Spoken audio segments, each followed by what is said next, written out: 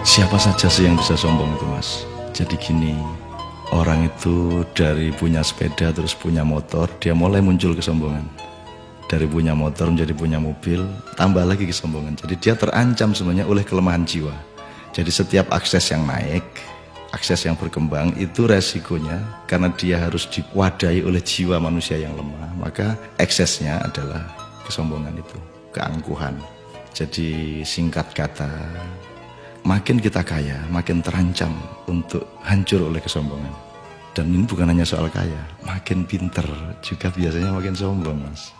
Jadi ada yang namanya kesombongan feodal, itu untuk orang-orang kaya.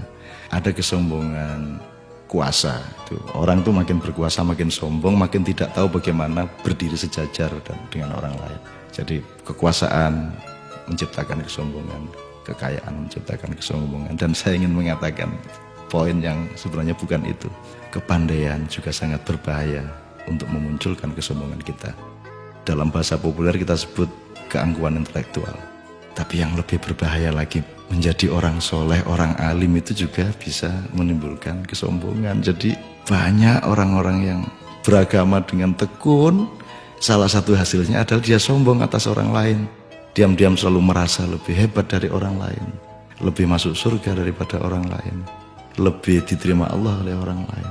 Jadi teman-teman sekalian, sesungguhnya ajaran yang paling dahsyat keindahannya adalah ajaran mengenai tawadhu, ajaran mengenai kerendahan hati. Jadi orang sholat, orang beribadah itu adalah latihan untuk mencampakkan diri, bukan untuk mengunggul dan menegakkan diri. Mencampakkan diri di hadapan Allah. Kita bersujud-sujud, tersungkur-sungkur, supaya kita siap untuk berlaku rendah hati kepada siapapun. Karena sekarang ini betul-betul bukan hanya orang kaya, bukan hanya orang kuasa, bukan hanya orang pintar, tapi orang alim juga sombong.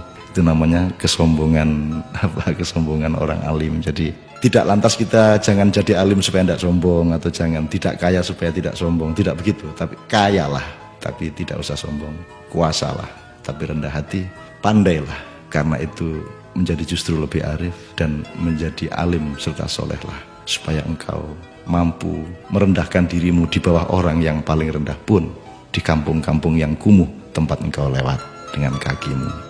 Terima kasih.